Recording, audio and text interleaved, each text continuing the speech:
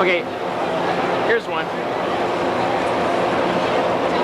What would you wish Grandma and Grandpa on their 50th wedding anniversary? I hope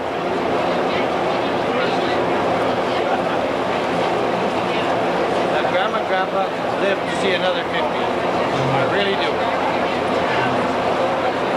Right on. I think Grandpa see another 50. I hope they don't have any more children, though. I really hope they don't have any more children. I'm young.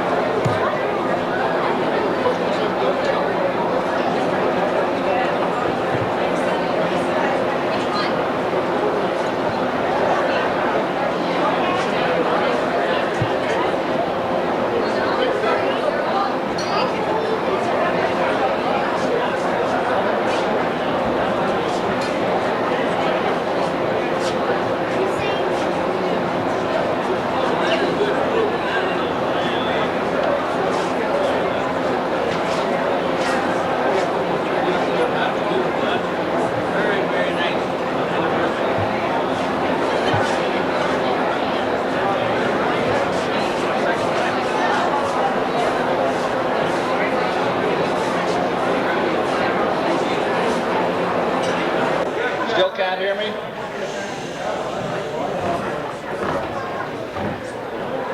We'll try that again, Lloyd. Can you hear me now? A little bit more. Okay, thank you. Ladies and gentlemen, honored guests, we have a short program and we'll go through it as quickly as we can. Certainly my pleasure to be here, to be your Master of Ceremonies this evening. I would like to welcome everyone to share in this special evening Wilfred and Olive Meyer's 50th wedding anniversary. Before we take time to reflect on some of the events of the past, I would like to ask Clifford Myers to introduce our head table and the family members.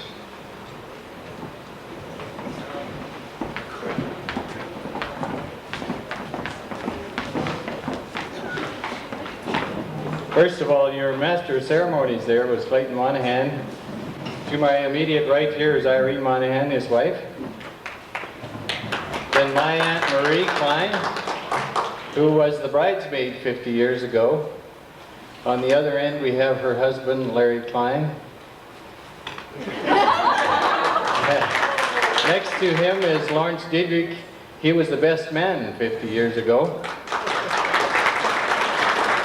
And in the middle is the couple that this whole celebration is all about, Wilfred and Olive Meyer.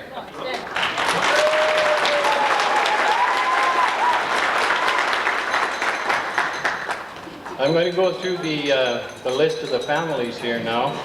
I've been given the privilege of introducing them, partly because I'm the oldest, and partly because I've got the microphone right now. First of all, I get to introduce my family because I'm the oldest. I'll get them to stand as I introduce them, okay? The first one I get to introduce is my first lady, Janet Trotter.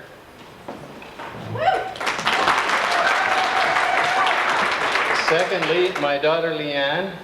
and her friend Jim Levitt. Leanne's children, Daryl and Janelle.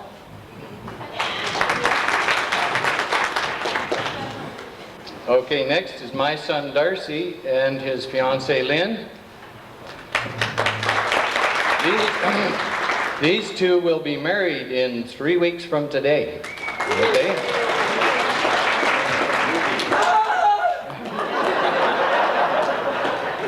Next, my daughter Verlan and her husband Rob McConkey. Now we go to my sister Fern's family. Where's Fern? Yeah, there you are, Fern. Stand up. And her husband George Killeen. They're here from Surrey, BC. Their daughter Belinda Durda. Belinda's husband Rick Durda couldn't come here tonight and be with us. And their son Robin. Where's Robin? There he is. Next we go to Brother Lloyd Meyer and his wife Barbara. Their son Wayne and his wife Tracy. Wayne and Tracy have a little baby boy, Brett. Brett can't be here tonight. He's probably snoozing while the rest of us are partying. Lloyd and Barb's first grandchild, by golly, that's what Brett was. We had to make mention of that, didn't we, Lloyd? Last but not least, Lloyd and Barb's youngest son, Sean, and Gary. Where's Gary? Oh, there he is. And Teresa, his girlfriend, way down at the other end there. Where's Sean? There he is, Sean. And that's our family. Thank you.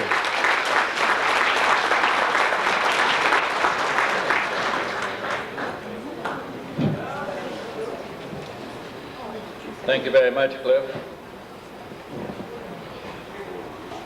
Well, 50 years is a long time, Wilf and Olive, and we've shared many events together.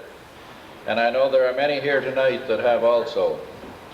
And I know we can only touch on a few of these occasions tonight. It seems like Wilf was always around. I think he came with the territories. I remember when Wilf worked in the mills and spent most of those years out west at Carroll Brothers Mill as the sawyer in the mill.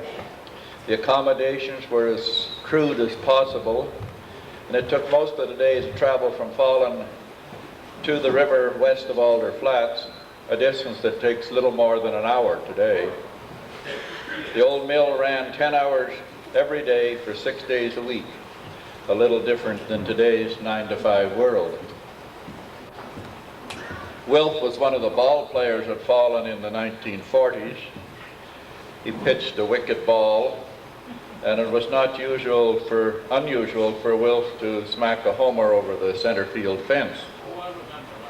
The facilities were not as well designed or cared for as they are today, but the competition and the spirit of the game was just as strong.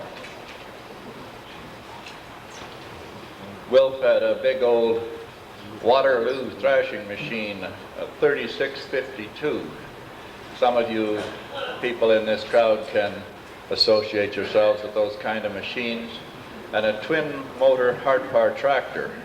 I don't think we see them around anymore today. And he thrashed crops for many neighbors for a number of years. He operated with 8 bundle teams. Wilf ran a good program, and everything ran like clockwork. There was lots of pranks and nonsense, as there was on all thrashing crews. Wilf never participated in the nonsense, but I'm sure he inserted some of the ideas that were used by the crew members to play pranks on one another. Back in the 50s, 1952, Wilf became a school bus operator and spent many years hauling students. Besides the regular routes, Wilf took many students on field trips. Wilf was always on time, providing Olive called him bright and early. Wilf, your devoted years to bus driving are highly appreciated. Some fond memories are cherished by those who rode on your bus during those years. Wilf became a repairman for the telephone system known as Dalby Phone Mutual. He was good at it and kept the system working well. He had one of those little phones that you could climb up the pole and hook in the little phone. Well, Wilf used to get so interested in the conversations that he overheard, he often came home late for supper. And now when it comes to fishing, Wilf always claims to have caught the most, the biggest, in the least length of time, the closest to shore, on a line so fine that it could hardly be seen by the human eye. And now to keep up his record, he has to practice almost every day. Seriously now, Wilf has caught some big ones on a number of occasions. Wilf played music for many years, starting as a young fellow way back in the 30s, and later Wilf and Olive had a whole family orchestra that played around the country here for many years, and many of you in this room have been to those occasions where they have played. Olive, of course, was at home raising the family, but she has always done projects for the church. Olive has been a member of the WI and has held positions at many levels. She's also involved in the Department of Environment and always promises a better environment for all of us. There's a little story here that I heard about Olive, and I thought I should tell it to you tonight. I heard that Olive went to the family doctor and complained that Wilf's sexual output was not what it used to be. So the doctor gave her some rejuvenating powder that she was to slip into his tea. On the next visit, the doctor asked her how it worked. Oh, I didn't have the nerve to give it to him, so I poured it down the well.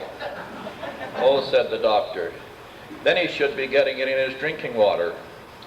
No, Olive said, we haven't been able to get the pump handle down ever since I poured it down there.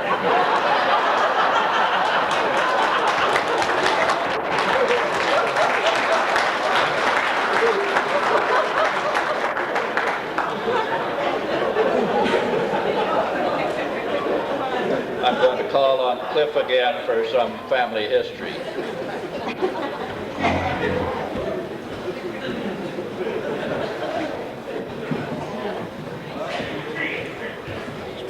Thanks, Clayton. I'm probably going to repeat some of the things that Clayton has already told you, but I'm going to go through this. First of all, I'm going to try and give you a history of Wilfred and Olive when they were very young, and then I'm going to give you a little bit of a story about what they've done in the last year. It's nice to be retired and have nothing to do. So. Exactly 50 years ago today, in 1939, Wilf and Olive were married. Lawrence Diedrich and Marie Klein were the supporting couple that stood up for them on that exciting day. Dad just said today that the day that they got married 50 years ago was exactly the same as today. It was hot and sunny and a light breeze blowing. And he tells me that he spent tonight putting out a brush fire. Yeah, I bet.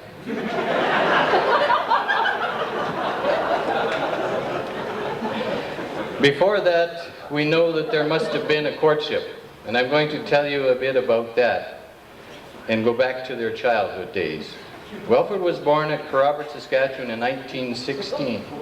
Times were hard on the dry land, and a few years later the family, which by then included a sister Stella, moved to Heisler, Alberta, where Wilf's father, Louis Meyer, worked as a section man on the railroad.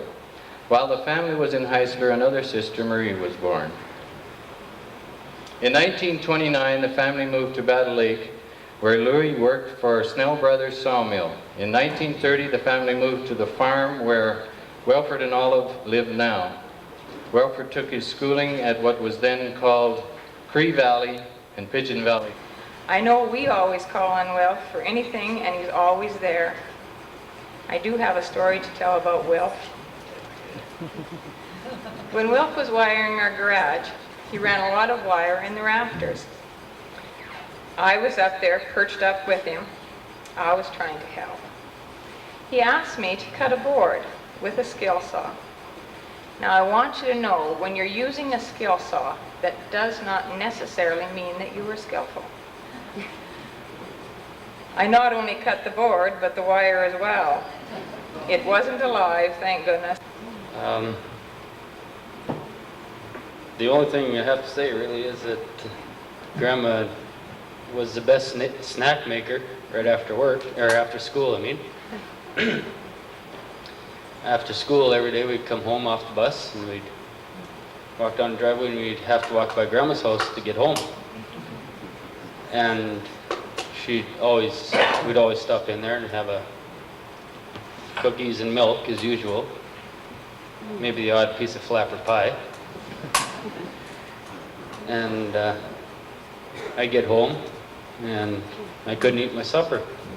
And Mom would say, well, how come you're not hungry? Say, well, you know. Yeah. And one day, I said to myself, I said, I'm not going to stop at Grandma's for a snack after school. I got halfway across the yard, and I seen this blur. I got tackled halfway in the middle of the yard. Said, I got cookies and milk sitting for you in the cupboard.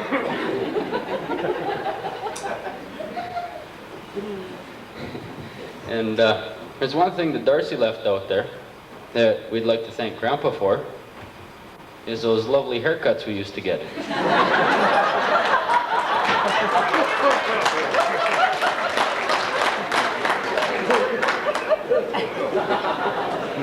But they were in style in '72, I guess.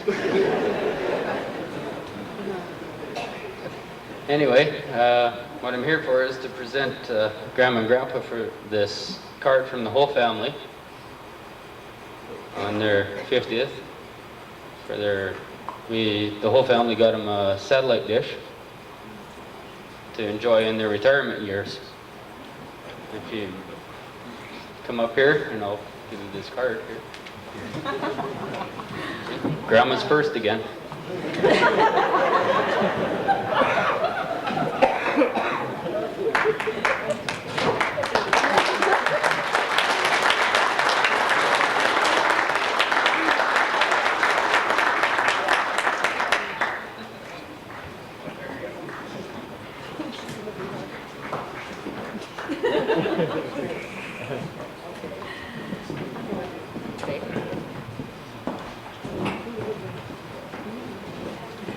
Well, certainly after this, you certainly know what Wilfred and Meyer and all of is made of. With all the children telling you all about us. Anyhow, words just cannot express. When I look around the room and see so many of our friends and relatives here tonight, it just gives us a great pleasure to think that we are thought of in such a good way. And I certainly, from the bottom of my heart, wish to thank each and every one of you for coming tonight. We'd certainly like to thank our children, what they have done for us, and anybody that has helped in any way to put on this anniversary for us. Thank you, each and every one of you.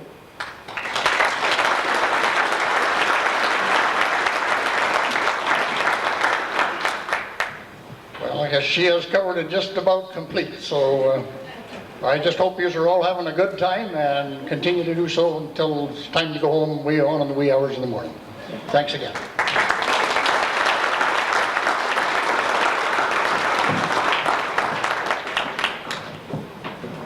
Well, I think that pretty well brings our program to a close. Have I missed anyone who wished to say something here tonight? If not, I would like to say, Wilf and Olive, on behalf of everyone here, I would like to say thank you for the opportunity for sharing this evening with you. Also for the many interactions and events we have shared together. On behalf of all your friends and neighbors, I congratulate you and wish you the very best.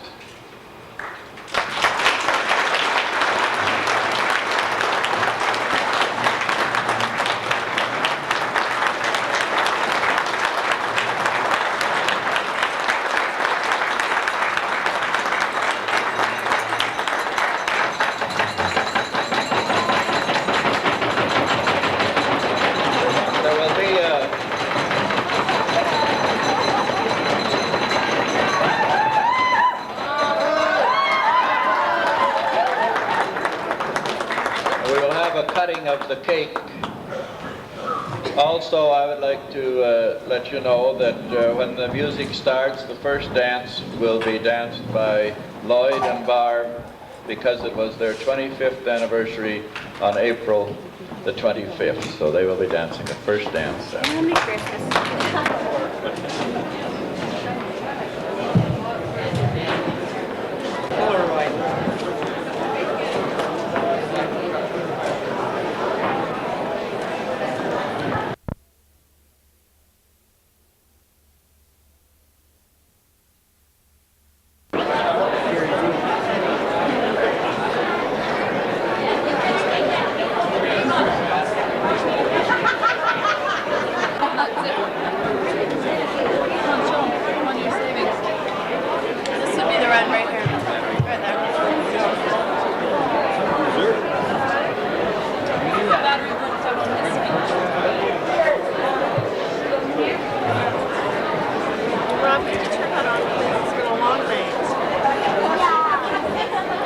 Is someone a tad cranky? What? Is someone a tad cranky? That would be me. Not in the wind, these little ones are the shits. Why don't we tell you guys to Get their plate. Yeah. I have my eggs, but I'll just be a second for eggs. Well, they might as well make a start, I guess. Dad, do you have another cord? Because I don't have this one plugged in. Where can your music here go somewhere else?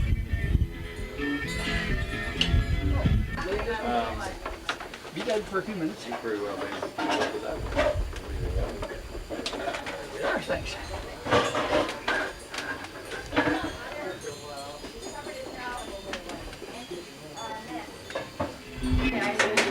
Yeah, like when we arrived there last time. Yeah, well, now you're facing.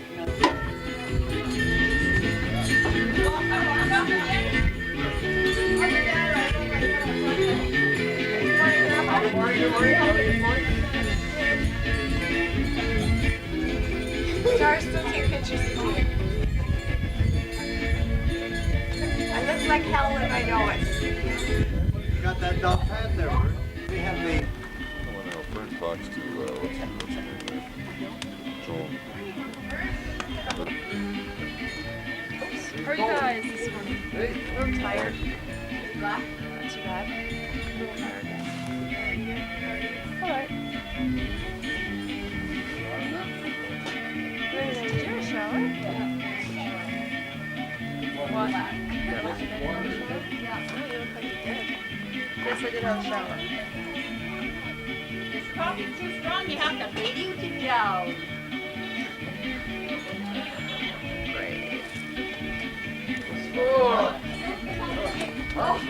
On the floor now. And then I was trying to fix some candy. Just put it down on the ground, I guess, you know. Not bad. It's just, You know, like that windmill that's out there? Oh, I need some styrofoam cups.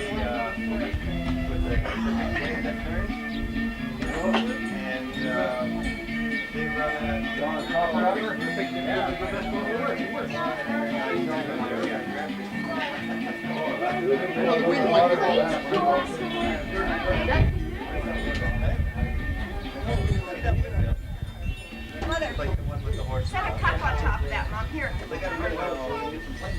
Oh, here's some of your cream for your strawberries.